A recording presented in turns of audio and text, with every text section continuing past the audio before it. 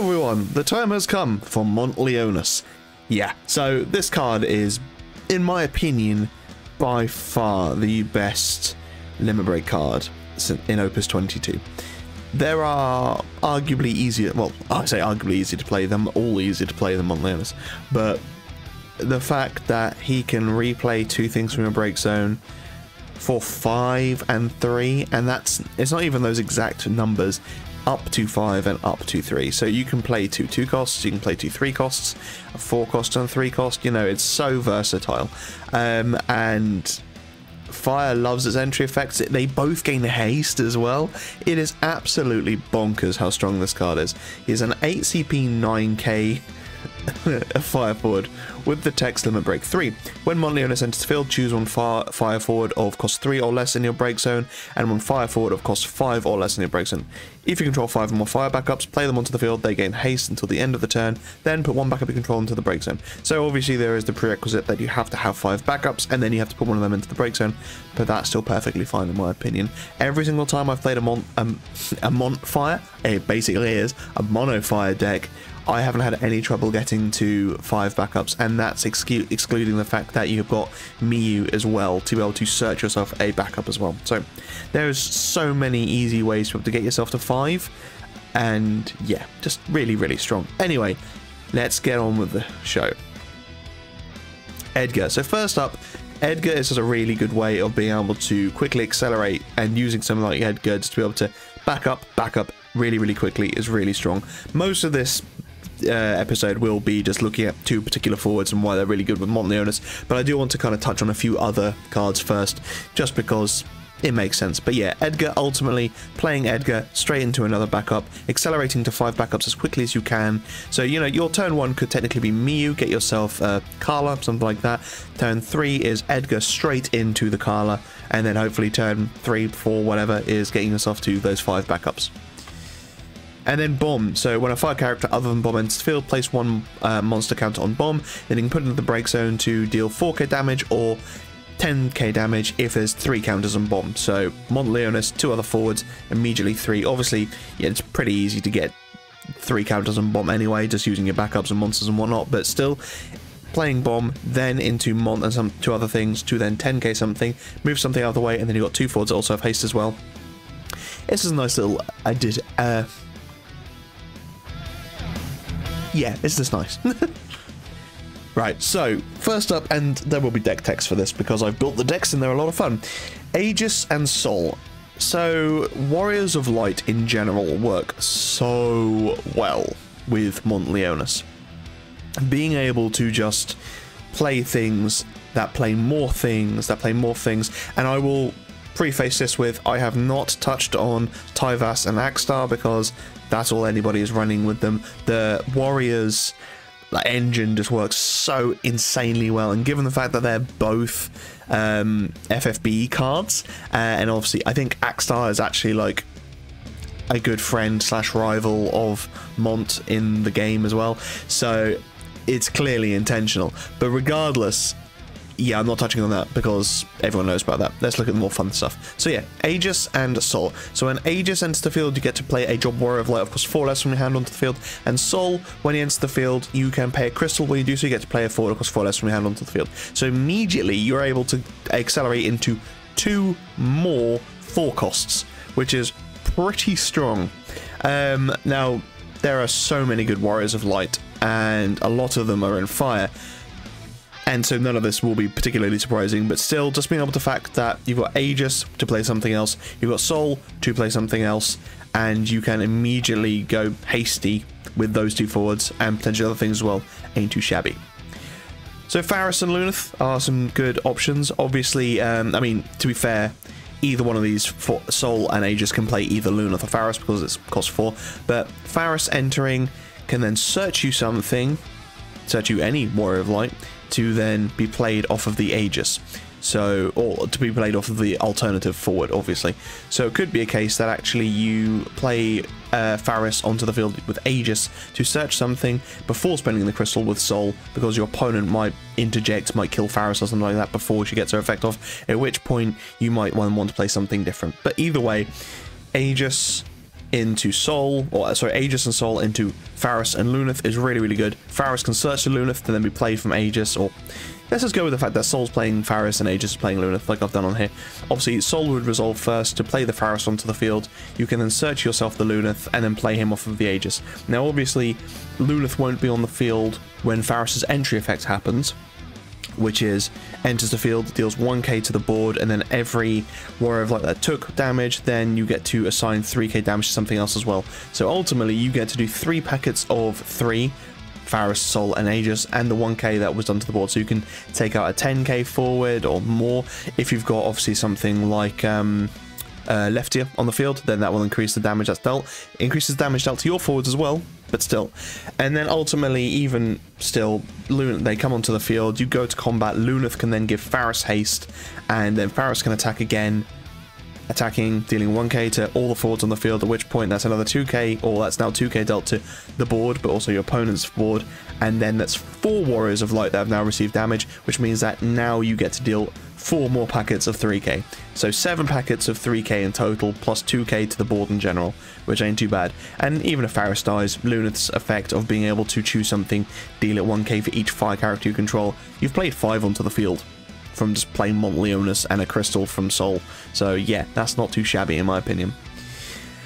And obviously Warrior of Light is just supremely good for this. So again, Sol plays Faris, Faris searches, Warrior of Light gets played onto the field through Aegis. You now have 3 haste forwards that are horrible to deal with, and Sol, if you've got enough crystals as well, can also buff your field as well. So even if Faris is dealing damage to your field, you can counteract that with the crystals from Sol. So yeah, Warriors of Light, incredibly strong. I built this deck, it was a lot of fun and did a lot of work. Oh yeah, and then of course you want to throw in a off-color Barts for whatever. Obviously with Mont you are pretty much limited to mono fire because you need 5 fire backups, and there isn't really a way to be able to generate any wind in fire. Technically there is through Philo and the Fire Varn backup, but you would need Philo on the field, which is a wind backup, so you couldn't use Mont. So yeah, either way, potentially you could always discard a Barts to play Barts, or you could play Barts onto the field through Aegis or Sol, something like that, and every single time a Warrior Light enters the field you gain a crystal. So hypothetically, if Barts were already on the field when you use Mont into Sol, into Faris, into Aegis, into Warrior Light, you would gain 4 crystals, which again you can use for Sol's effect to buff the entire board, or replay things when they die through Barts' effect, or whatever else. Yep. Edgar into Cyan. So Edgar, when I was coming up with these ideas, or when I was building some of the decks, because this is also another deck I built, I was just trying to look at what are the most highest value returning 5-cost forwards out there. And Edgar, just straight up, the fact that it gets you 6 cards from your break zone to your hand is so incredibly strong. Sorry, 6 forwards, not 6 cards. But yeah, just really, really strong. So let's say hypothetically you've got 5 backups. Well, actually you have to have 5 backups to trigger Mont Leonis, but you dull 4 of those backups for Mont, and then you discard 2 cards to play Mont Leonis on the field. You choose Edgar, you choose Cyan. They both enter the field. You can then obviously get 2 cards back with Edgar, which can then be the 2 cards you discard and dull the 1 remaining backup for Cyan's effect. So when he enters the field, you can pay X. Normally you'd be paying 5 to generate 5 crystals to then board wipe your opponent. So Edgar funds the paying of 5 CP for Cyan, so actually you're getting to just completely annihilate your opponent's board for 8 CP. Well, technically 9 CP because you're having to dull the 1 backup that you didn't dull from Mont Leonis to then use Cyan. Make sure that is in the backup you put into the break zone as well, through Mont's effect, but still. Yeah, so Edgar just being able to get that for Cyan is just so incredibly strong.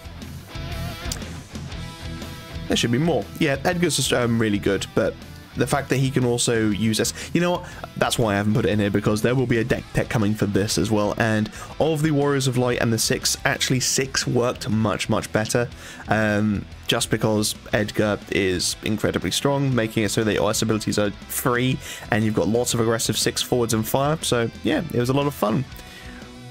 Yeah. Guy and Leon. Now, I know that this actually, I think, did relatively well in a tournament recently, but it's something I've been ideating for a while, and I really like the 2, well, I'm going to call it 2 engine, but it is kind of a 2 engine. And yeah, I just want to play more of it. So Guy obviously can search you a Job Rebel of cost 3 and play it onto the field, which, funnily enough, could be a Joseph, or Joseph, however you want to pronounce it, which can replace the backup that died from Mont Leonis' effect. So you can still remain on 5 backups using Guy. And then obviously Leon will search you a card named Maria and add it to your hand. Now, most cards named Maria are in Wind, but not all. So Guy would probably play Firion onto the field, or if not, you would get your Joseph. That would then get you a Firion. It doesn't have to be this Firion, because there are Firions and Monofire as well that you could run, but ultimately this Firion gains haste when you have enough characters and draws you cards, which is really strong. And then you got this Light Maria, which would probably be the only Maria you would run in this starter deck, which again you can play onto the field, would then buff Firion. Guy is now huge because you got Leon, Maria, Firion, and potentially any other warriors. Leon is now big, and he already would be hasty through Mont Leonis' effect, also through his own effect. And then Maria also gets to choose a backup, activate it. It's now a forward. If that's a backup that's been on the field for a turn, that means it can attack as well. So actually, Guy into Firion and Leon to get you a Maria, which you then play onto the field to then activate a backup to then attack with it, means that you have 4 attackers. And Firion gets you cards. You can discard cards to make it so Firion's plus 2k first strike as well. So yeah, just a lot of stupid fun things that you can do with this little 2 engine.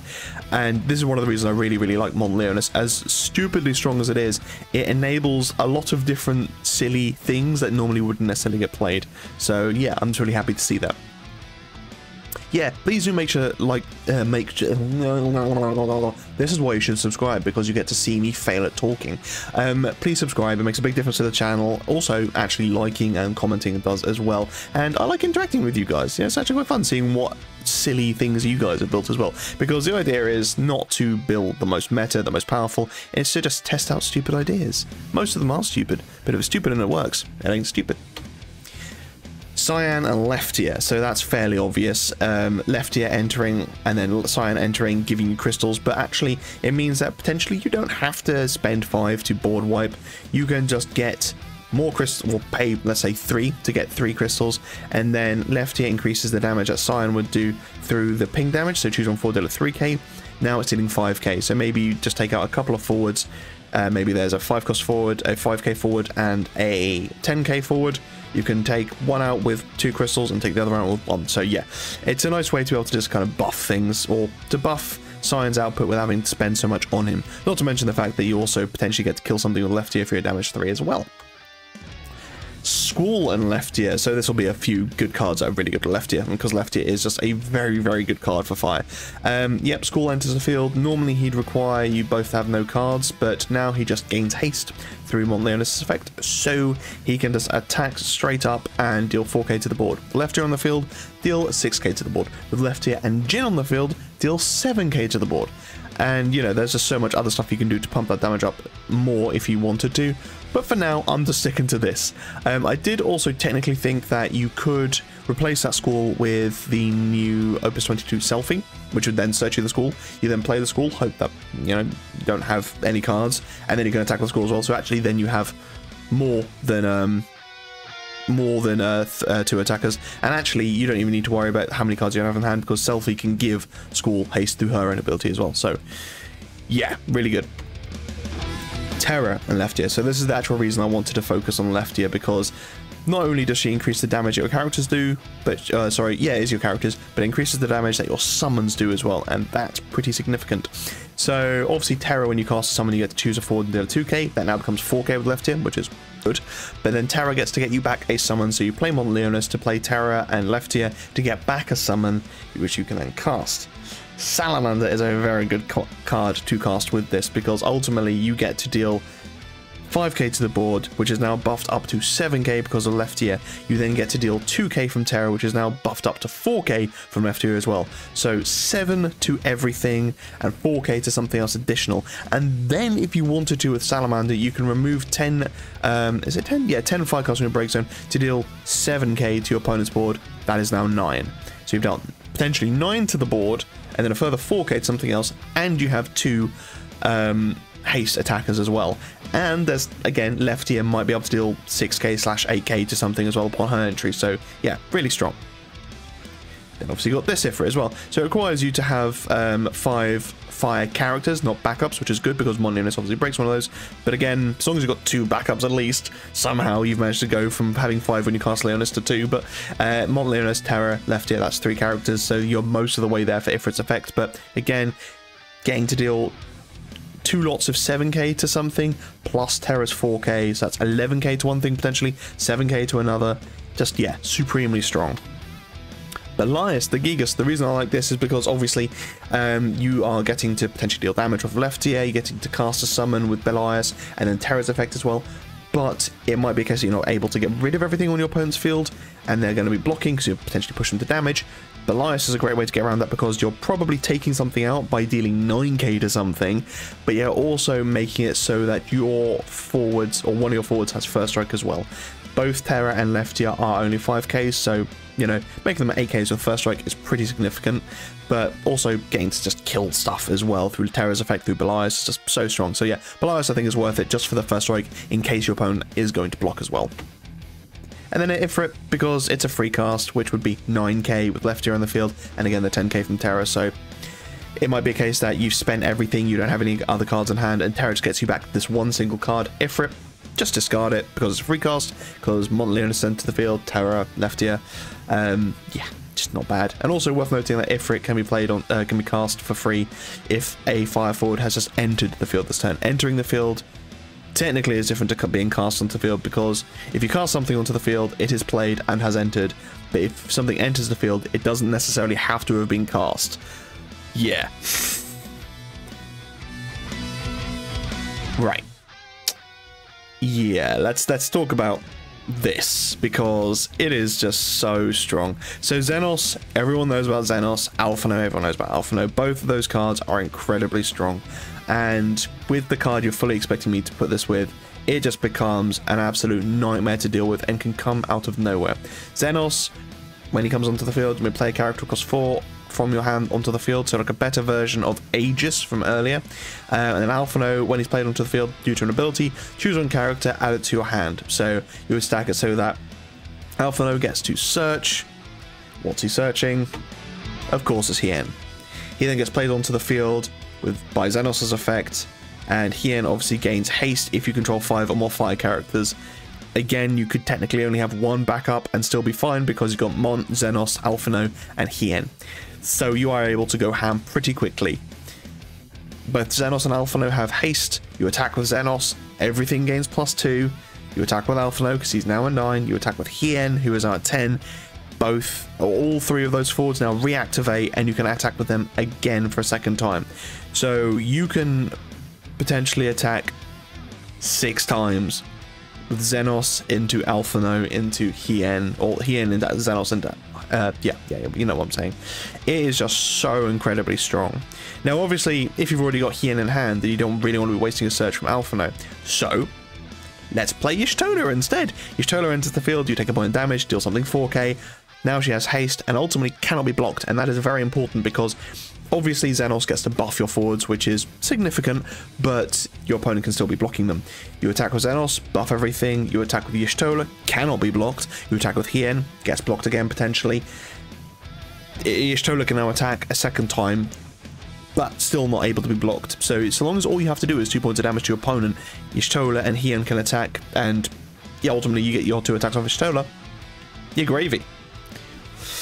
And then Phil Thanos, I don't really care too much about Archangel HM, I was just thinking of cards that could do multiple points of damage, but Phil Thanos I feel is an incredibly important card from Mont Leonis because it allows you to go wide and aggressive very quickly for not too much of an investment, because the 2 cards that you'd play with Mont Leonis, assuming dull 4 backups, and they can be the cards that he then plays back onto the field. So realistically, you're just dulling 4 backups and then playing those 2 things onto the field, and Mont Leonis, which is just so incredibly strong.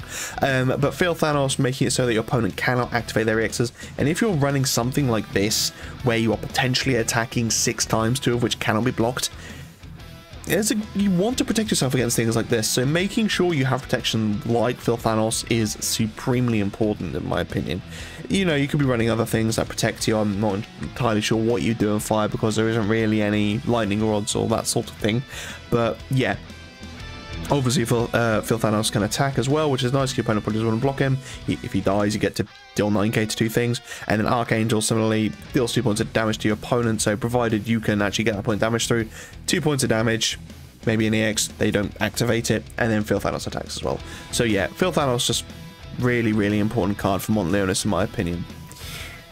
And that is Mont Leonis. There are so many rabbit holes you can go down with this card. I'm not going to do all of them, but this card is just so incredibly strong, and the more fire cards I get printed, the better this card becomes. And it's just, it plays so many good things already. And like I said, I haven't even touched on Tyvas and Axstar, which is the really good stuff. But even like the Scion stuff, the Warriors of Light, the Six stuff, all genuinely really strong.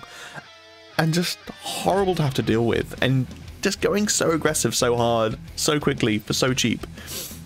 Wow. Like Fire, well, I was going to say like Fire needed it. It did need it. And let's not forget about the fact that Fire had bugger all to work with for about 15 sets. So, fair enough. But that definitely seems to be the way the meta is going at the moment. Whereas, like, go fast and hard really quickly and wide. We had 13, and then we have Scions, and now we've got Mont Leonis as well. So yeah, Warriors, go wide, go kill lots of things, and attack multiple times.